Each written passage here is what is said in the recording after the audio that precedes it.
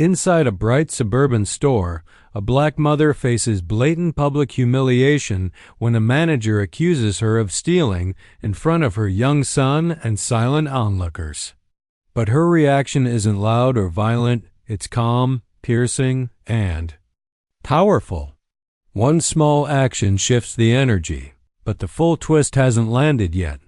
We don't tolerate thieves, especially ones who teach their kids to steal too.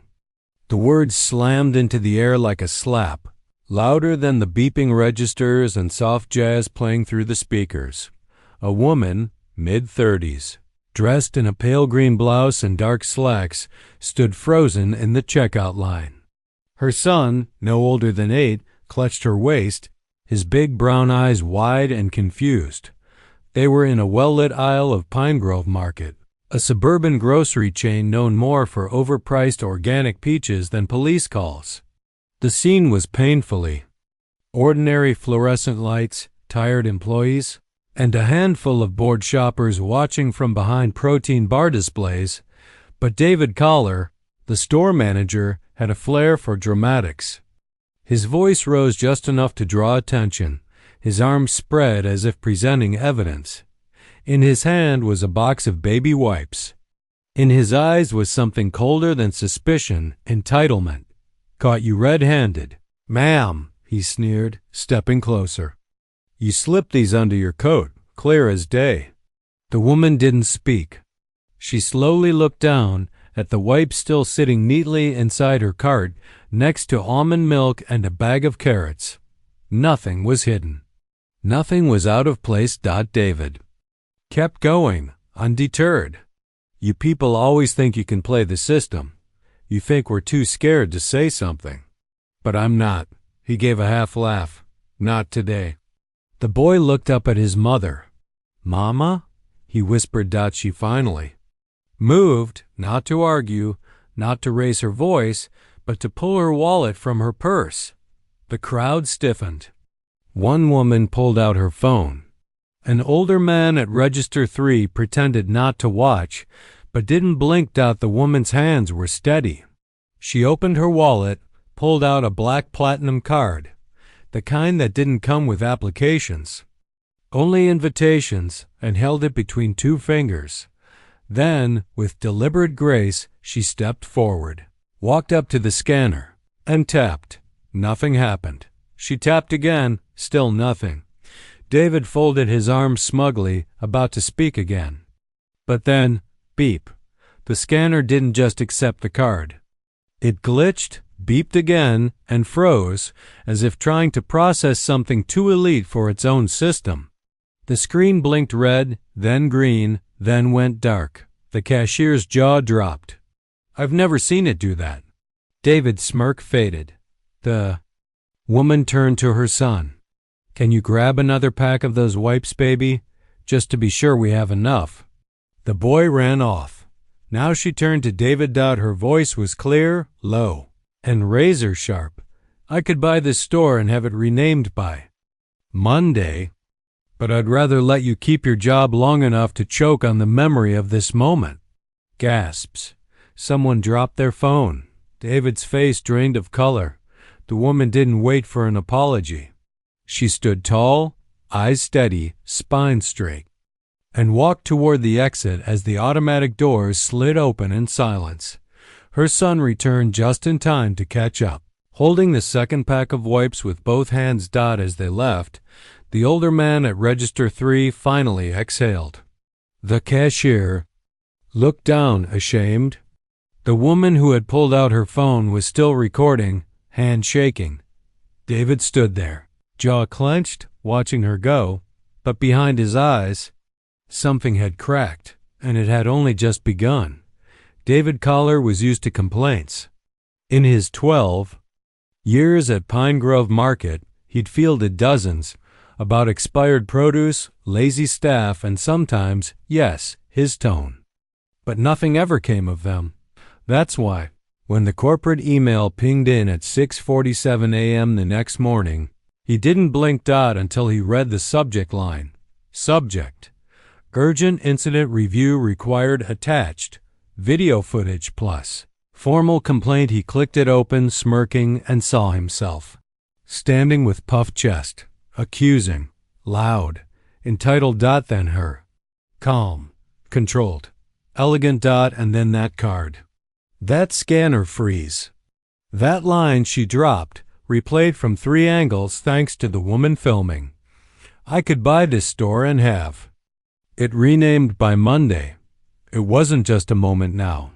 It was a movement. David's stomach flipped. He scrolled down. Legal team CC'd, HR CC'd, VP of Retail CT'd. Still, he told himself it'd pass. She was just a customer. Probably rich, sure, but he dealt with worse. He just need to clarify the misunderstanding. He crafted a short reply. Customer in question was acting suspiciously. I followed protocol, nothing more. Hit send. He leaned back, confident. But what he didn't know, what no one told him, was that this wasn't her first encounter with quiet racism. And she never left anything unchallenged. That very morning, a package arrived at Pine Grove's regional office, thick, leather-bound, and titled, Documented Pattern of Managerial Misconduct, Pine Grove No. 117. Inside were 10 prior customer statements, 3 former employee complaints, all detailing David Collar, his sarcasm, his assumptions, his random inspections, and always the same type of target. One quote stood out. He always says, "We don't hire people like that here." But he never defines what that means. Another, he kept asking to check my bag, only mine, after every shift. I started carrying receipts from my own snacks. The legal team didn't reply right away, but they were watching now. Meanwhile, across the city, in a quiet kitchen with hanging copper pots and sun pouring through white curtains, Mia Ellison poured herself tea. She wasn't shaken. She was focused. She replayed the video on her tablet, not for pain, but precision, studying every reaction, every silence, every face in the crowd that watched and said nothing. Her son sat at the table drawing. "Why was he mean to you, Mama?" he asked. She smiled gently. "Some people see what they expect, not what's true." He paused. "Are we going back?" She stirred her tea. "No, baby. But he'll feel what truth tastes like." Back at Pine Grove, David walked the aisles like nothing happened, nodded to staff, greeted customers, laughed loudly. But behind his eyes, the smile had started to twitch. He didn't notice the shift in body language around him. The cashier from yesterday wouldn't make eye contact. The stock boy who used to crack jokes stayed silent. Even the janitor, who always nodded politely, passed him. Without a glance, David brushed it off. But for the first time, when he passed the mirrored security dome above aisle 5, he didn't like his own reflection, not because of guilt, because he wasn't sure how much longer he belonged here.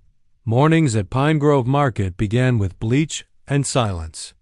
Before the doors opened and the music played, Jorge, the janitor, swept the aisles under humming lights and memories.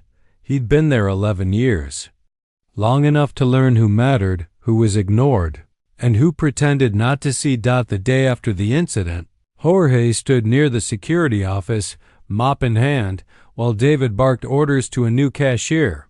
"Don't hesitate," David was saying. "If someone looks off, trust your gut. Don't let protocol make you soft." Jorge blinked. Same words, same tone. Always the same targets. He said nothing, just nodded and kept mopping. But something had changed. That woman, Nia, had looked David in the eye and didn't blink. She didn't cry, didn't defend, she exposed. And Jorge, from the shadows of aisle 7, had seen everything, not just her dignity, but the look in David's eyes when his power cracked. That night, Jorge did something he hadn't done in over a decade. He opened his notebook. It was old, leather-bound, and hidden beneath his sink. Inside were pages of scribbled times, names, phrases overheard.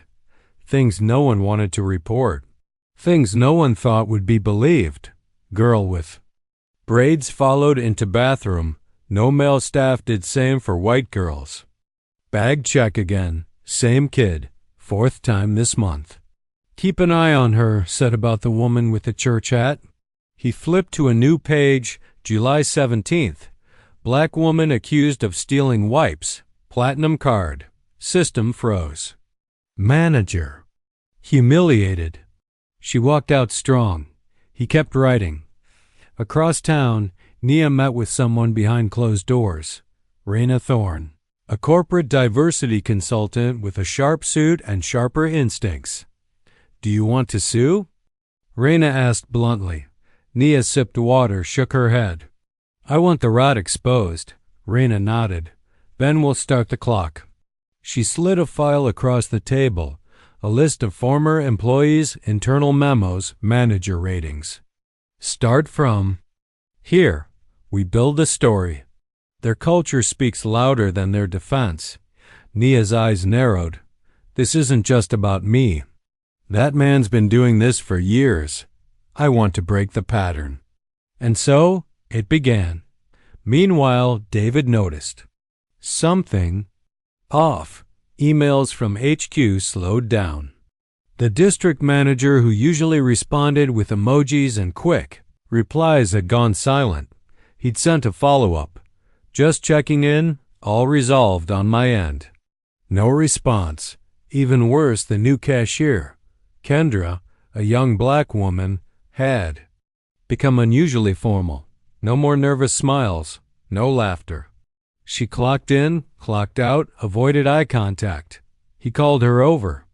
Hey, Kendra, everything good? She paused. Fine, sir. Sir? Since when? She didn't answer. David forced a smile.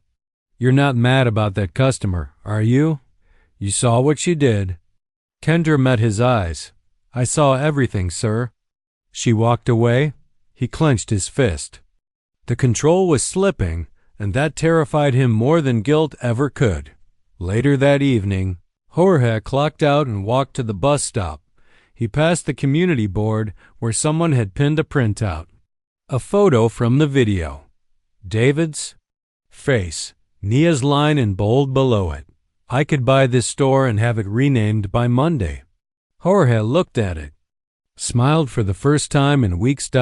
Then reached into his coat and took out a small envelope addressed to Raina Thorne. Confidential testimony enclosed inside were photocopied pages from his notebook. The janitor had finally spoken, and the story was just beginning to unfold. David stood in front of the security monitors, arms crossed. The store was quiet. The air smelled of oranges and disinfectant. But inside him, a storm brewed. Something was off. Kendra barely spoke now. Jorge looked through him like glass. Even Tom from Produce, who once laughed at all his jokes, had started avoiding the break room when David walked in. But it wasn't fear he felt. It was something worse. Irrelevance. And he hated it. At Pine Grove Corporate HQ, the HR director, Allison Graves, clicked through her inbox.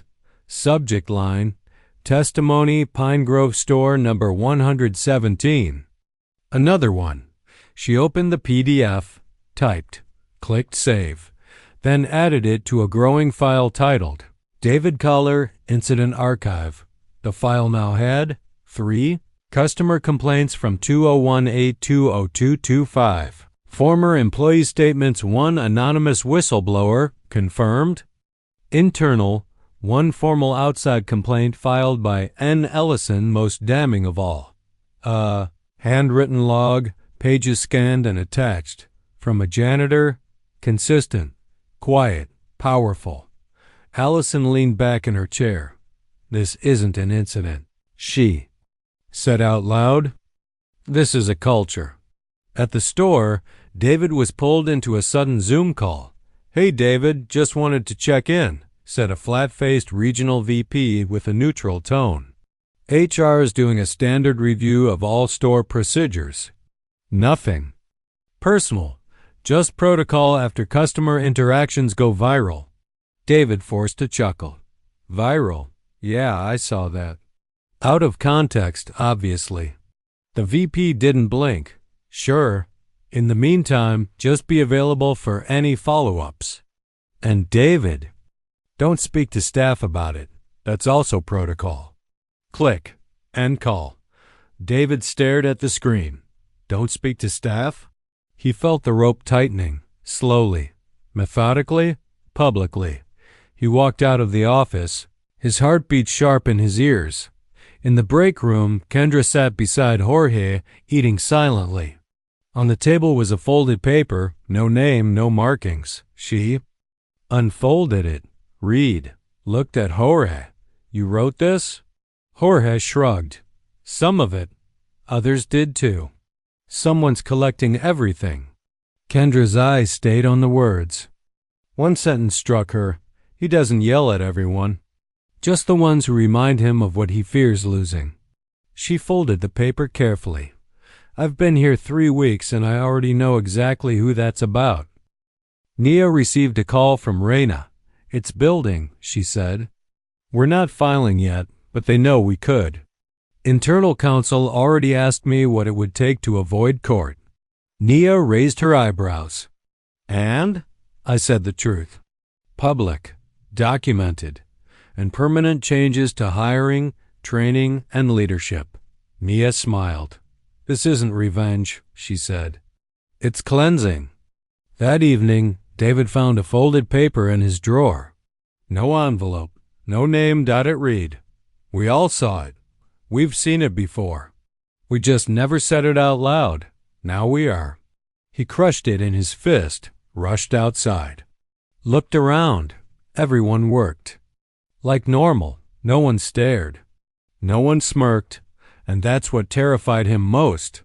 Not anger, indifference, the silent kind where power has already shifted, and you're the only one who didn't notice. He went back inside, locked his office, and stared at the monitor. On the security feed, Jorge quietly mopping. Kendra helping a customer. Tom restocking. No one looking at him. No one needing him. No one scared of him. He was becoming a ghost in his own store, and he knew. The silence wouldn't last much longer. At 8:03 a.m., a tall woman in a navy blazer and no visible smile walked through the sliding doors of Pine Grove. #117. She flashed a badge at the front register. Amira Wade, Corporate Compliance and Culture. Auditor David was in the middle of scolding a stock boy for mislabeling avocados. He turned, saw the badge, and felt a wave of heat run up his spine. David Collar? She asked plainly. He nodded. I'll be working from the manager's office today. Please don't interfere with operations. Staff interviews begin at 9 o'clock. It wasn't a request. It was a seizure. By 9:30, the office wasn't his anymore. Amira sat in his chair. Her assistant took the desk. A printer hummed softly, spitting out forms and logs. David wandered the store like a ghost. Everyone greeted Amira politely. No one looked uncomfortable. But with David, they kept it short. Kendra walked right past him without a glance. Tom didn't return his good morning. Even Jorge gave a small nod, not out of respect, but obligation. It was happening. Culture had turned. Inside the office, Amira opened a thick binder of testimonies. She didn't need to dig. The patterns were already clear. Kendra sat across from her, posture firm. Has David ever made you feel racially profiled, even subtly? Amira asked. Kendra didn't hesitate. Yes, first week. He called my braids unprofessional and asked if I had anything less urban. Amira wrote it down. Did you report it? No, Kendra said, but I saved the security footage. Amira looked up. Would you be willing to submit it? Kendra nodded. Absolutely. Meanwhile, Jorge was outside on break, sipping lukewarm coffee. David approached. "Listen," David said, crouching beside him. "I know this place has pressure, but we've always run tight, yeah? You and me." Jorge didn't look at him. "I just cleaned the floors, David." David chuckled nervously. "Come on, man. Don't do that. I've always respected you." Jorge finally looked up, not angry, just done. "No, you've tolerated me. That's different." Then he stood and walked away. David watched him go, heart pounding. He realized something sharp and undeniable. The ones who used to stay silent weren't silent anymore. Back in the office, Amira reviewed digital time logs, incident reports, and an unfiltered version of the viral video, frame by frame, expression by expression. At 3:15 p.m., she stepped out and addressed the staff. "Thank you for your cooperation. A summary report will be sent to HR within 48 hours. David rushed to her. "Excuse me, can I at least review the findings?" She looked at him squarely. "No, you'll be contacted by legal if necessary."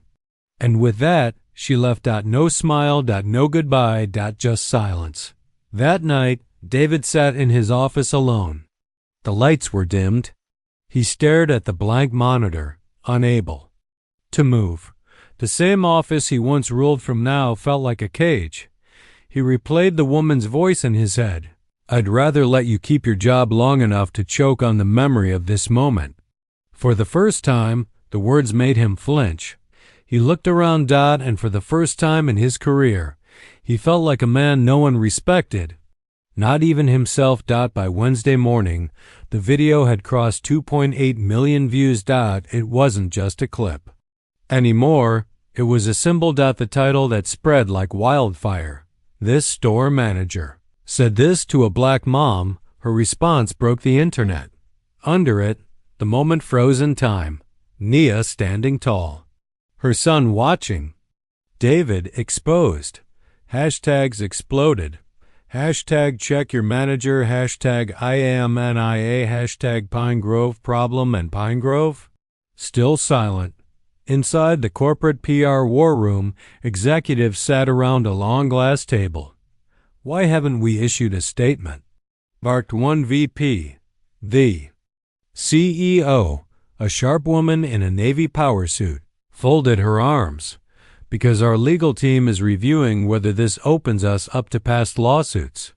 Across from her, Rena Thorne, now present as a consultant, dropped a folder. "Here are 6 previous employees willing to go on record. If you delay any longer, this won't be a scandal. It'll be a series." The room fell silent. One executive whispered, "Is termination enough?" Rena didn't flinch. "Not anymore. Not when you've ignored warning signs for years." Meanwhile, Nia sat at her kitchen table, sipping tea. Her phone buzzed every 3 seconds. Interview requests, sponsorship offers, podcasters, professors, protesters, all wanting a piece. She ignored most of them. But one message caught her eye. "Hi, Nia. I'm working with a national racial equity platform. Would you be open to speaking to high schoolers about dignity under pressure?" She smiled. Replied Kalan, "Yes. That's exactly where it begins. Back at the store." David's world shrank by the hour. Customers began whispering. When they saw him, one woman filmed him walking through the cereal aisle. The video caption, "This guy thinks you look like a thief if your skin isn't pale." The comment section was brutal. "How is he still employed? I'll never shop there again. He wouldn't last 1 hour where I grew up." David deleted his social media that night. But it didn't matter. His name was trending without him. In the staff break room, the mood had changed. Instead of fear, there was unity. Kendra passed around a copy of the audit form Amira had used. "We have the right to report anonymously, even post-audit," she said. Jorge added. "And if they sweep this under the rug, we go higher." Tom nodded. "We're not letting him bury this one like the others." For the first time, the store wasn't afraid of David. They were prepared to bury him with facts. That evening, Pine Grove finally posted an official statement. It read, "We are aware of the video circulating online. Pine Grove Market does not tolerate discrimination of any kind. A full internal review is underway and appropriate action is being taken." But it was too late. The comments poured in. No apology. No accountability. This reads like a bot wrote it. If you don't name the manager, you're protecting him. Even Pine Grove's stock price dipped 3.2% overnight. David sat in his office, now dimly lit, door closed, blinds drawn, and watched the video again. Not because he didn't believe it, but because he didn't recognize who he had become. His arrogance had been default, his entitlement invisible to him. But in that frozen frame, Nia calm, her son present. He finally saw himself and hated what stared back. His phone rang. It was HR. He didn't pick up. He already knew. The reckoning had arrived. The email came at 7:11 a.m. Subject: mandatory meeting, HR plus legal. 9 a.m. sharp. David didn't eat breakfast, didn't shower. He just sat at the edge of his bed, staring at the blinking cursor on his locked phone screen, as if it held an alternate ending to the story. He arrived at the store 2 hours early, walked through the aisles like a prisoner visiting his own crime scene. Customers turned away. Staff disappeared into back rooms. Even Jorge didn't make eye contact. At 8:57, he entered the back office. The lights were too bright. The air smelled too clean. A goodbye had already been prepared. Across the table sat 3 people. Allison Graves from HR, a legal affairs representative, a quiet man with a clipboard who never introduced himself. No smiles. No greetings. Just papers. Allison spoke first. "Mr. Collar, we've concluded our internal review." David folded his arms. "I followed protocol." Allison didn't flinch. "Your protocol was discriminatory, inconsistent, and in violation of corporate policy." David's voice rose. "She made it look like something it wasn't. I was doing my job." Legal chimed in. "We've collected 11 statements from employees, former staff, and customers." "There's a pattern, Mr. Collar." David leaned back, breathing heavily. "This is political." Silence. Then Allison pushed forward a single envelope. "Effective immediately. Your employment with Pine Grove Market is terminated." David stared at the words like they were written in another language. No severance. No appeal. No exit speech. Just a signature line. He didn't sign. He stood. "You're gonna regret this. You're setting a precedent. Everyone's gonna be afraid to speak honestly after this." The quiet man with the clipboard finally looked up. And said, "They won't be afraid." "That's the point." David packed up his things in silence. A family photo. A mug that said "World's Toughest Boss." A crumpled coaching certificate. He walked through the store one last time. The silence was loud. Kendra stood at register 4. She didn't flinch. Tom stocked apples. He didn't pause. Jorge mopped aisle 3. Didn't look up once. David reached the sliding doors. They opened automatically. But he hesitated. He turned back. No one stopped him. No one said goodbye. Not even a glance. It was over. He stepped outside, feeling the weight of what he no longer was. Not manager, not authority, not fear. Just gone. Back at her home office, Nia received the update from Reina. One line. Termination confirmed. No severance. Public memo pending. Nia didn't smile. She didn't celebrate. She simply closed her laptop, walked to the window, and watched her son play in the garden. He was laughing. Free. She whispered to herself. Let silence teach what shouting never could. The Pine Grove staff gathered later that evening. Long after the doors had closed, Kendra led the small meeting. "We stood up without shouting," she said. "We didn't need a crowd. We just needed each other. Tom raised a toast with a plastic cup to the last day we ever worked under fear. And Jorge, quiet as always, added, to the woman who walked out stronger than he ever stood. Everyone nodded. David Collar was gone, but what he left behind wasn't fear. It was a blueprint of what happens when dignity refuses to kneel and truth refuses to whisper. On a Thursday morning, Pine Grove's official social media channels posted a black square with white text. We failed to uphold the values we claim to stand for. We acknowledge the incident at store number 117 and take full responsibility for the harm caused. Effective immediately, we are instituting mandatory anti-bias training, revising our leadership evaluation model, and working with external equity consultants. We thank the individuals who came forward. Your voices were heard. It wasn't perfect, but it was public. And that meant everything. Kendra read it on her phone. While sipping coffee behind Register6. Tom saw it reposted by a local activist page. Jorge didn't read the post, but he saw the change when he walked in that morning. A new poster hung on the employee board. No room for silence. No room for fear. Policy number 37 updated. All staff protected from retaliation in reporting workplace discrimination. It was the first time any of them had seen their truth written on corporate paper. That same morning, Nia received an email, not from Raina, but from Pine Grove CEO, a personal message. Ms. Ellison, on behalf of Pine Grove, I want to extend our deepest apology. What happened to you and your son was unacceptable. Thank you for your dignity, your voice, and your courage. If you're open to it, we would like to work with you in designing a real, lasting change. She stared at the screen, then typed, words are wind. Show me change and I'll show up. Inside store number 117, the atmosphere was quieter, but not like before. This was a different kind of silence. Not fear, not tension. Just space. Kendra felt it while helping an elderly customer bag her groceries.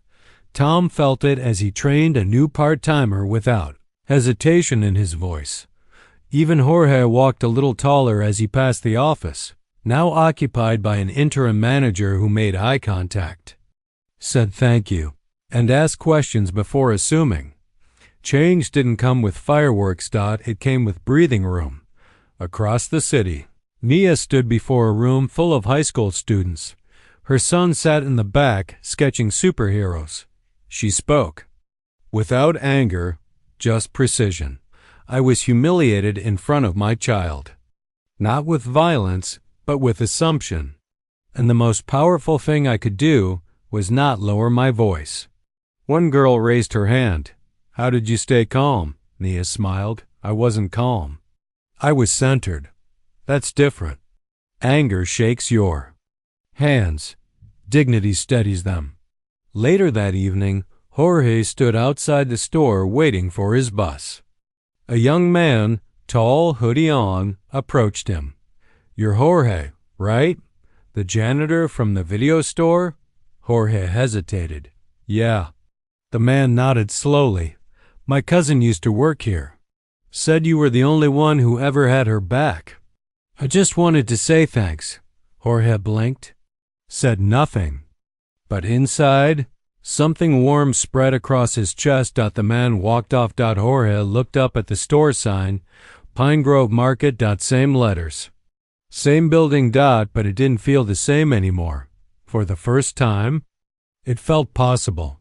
David, somewhere, in a one-bedroom apartment on the other side of town, scrolled the internet.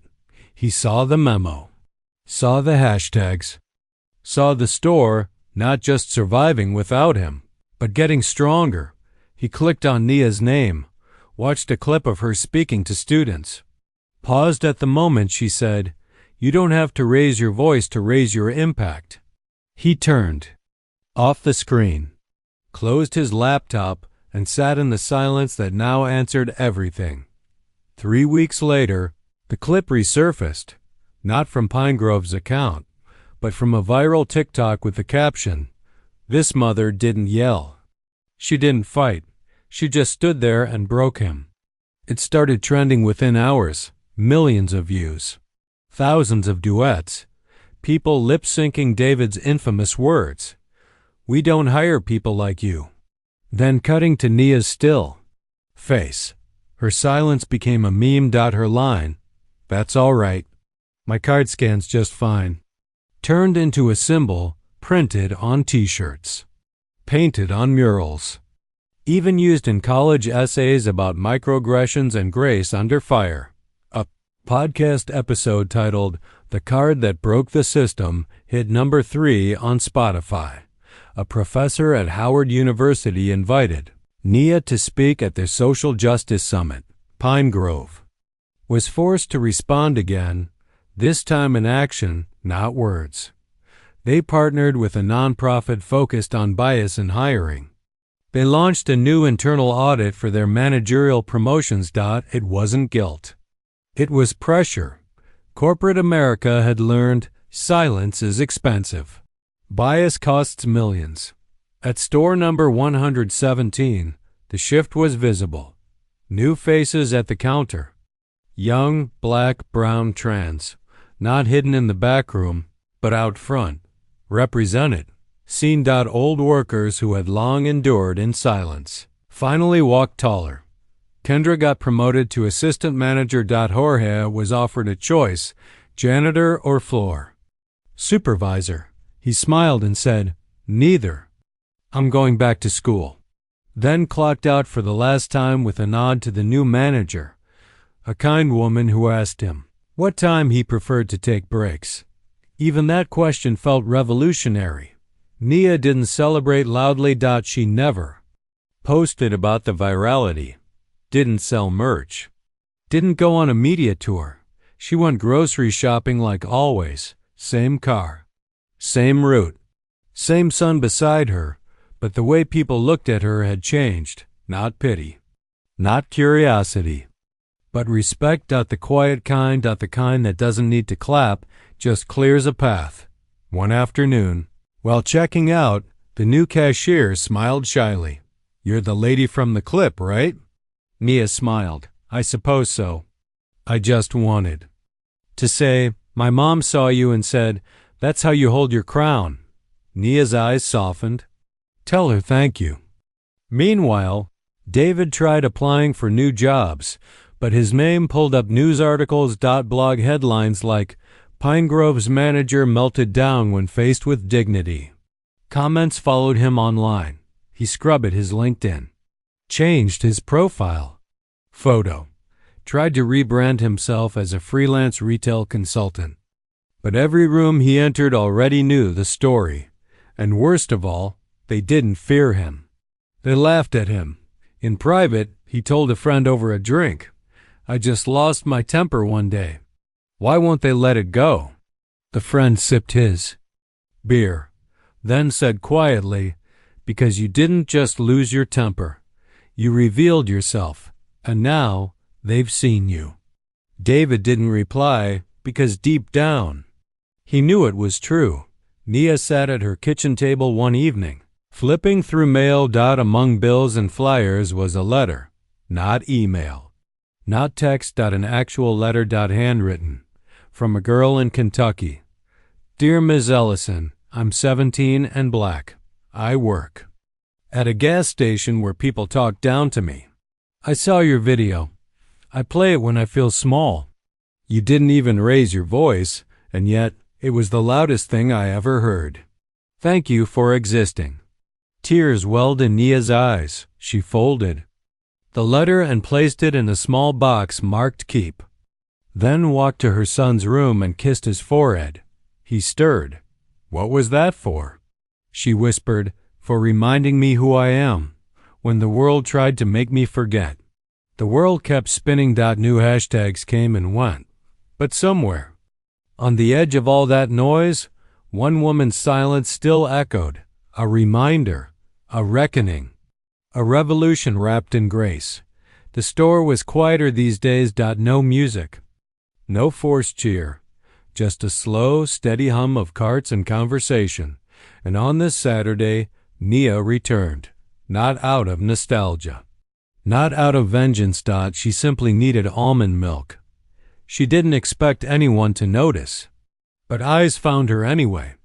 Security guard near the door gave a respectful nod. A young woman in aisle 6 whispered, "That's her." Nia walked like none of it mattered. Because to her, it didn't. The war was over. She had won, and it wasn't David's fall that marked her victory. It was her ability to walk through this place again without shrinking. She reached the dairy section and grabbed her usual. A woman beside her, around her age, glanced over. "You're the reason I applied here," she said. Nia looked up. "How's it going?" "They start you at minimum." "But I don't clean anymore." She smiled. "I wear the blue badge now." Nia nodded. "You earned it." "No," the woman replied softly. "You did." At checkout, the line was long but calm. The new cashier smiled nervously when she saw Nia. "Don't worry," Nia said. "It's just almond milk. I'm not here to break your scanner." They both laughed, not because it was funny, but because it was healed. Pain, once faced, can become a story, and stories, once shared, become power. As she stepped out of the store, her son, now taller, more sure of himself, waited beside the car. "Mom," he said, holding up his phone. "That girl from aisle 6 just posted a selfie with you." "It's already blowing up." Nia smiled faintly. "Let it blow." He laughed. "You're a legend, you know?" She looked at him with warmth. "No, baby, I'm just your mom." "But you're also ... a movement." She opened the car door, thoughtful. "Then let's keep moving." Meanwhile, in a small, windowless HR office 2 cities over, David sat stiffly. This was his 4th interview in 2 months. He wore a different name tag, one that barely stuck. The manager across the desk skimmed his resume. "Pine Grove." "Huh? Why'd you leave?" David hesitated. "My leadership style didn't fit anymore." The manager raised an eyebrow. "You mean the viral incident?" David winced. "That's been taken out of context. We don't hire people like that." The manager interrupted and went back to their laptop. David sat frozen. The words, his own words, now used against him. No yelling. No threats. Just a quiet, irreversible verdict. He left the office without a word. No receipt. No job. No identity left to scan. Back in town, Nia sat with her son at a diner. They shared fries. Talked about his upcoming exams. Nothing major. Just life. The kind of life people fight for, often without knowing. As they rose to leave, the server brought the bill, but with it, a slip of paper. Handwritten. Paid in full. "Thank you for standing when it mattered." A grateful stranger. Nia held the note in her hand. For a moment, she thought about all the receipts she never got, for dignity lost, for moments swallowed, for pain absorbed in silence. But this one? This was enough. She folded the note, slipped it into her wallet, then walked out into the sun with her son, unbothered, unapologetic, unforgettable.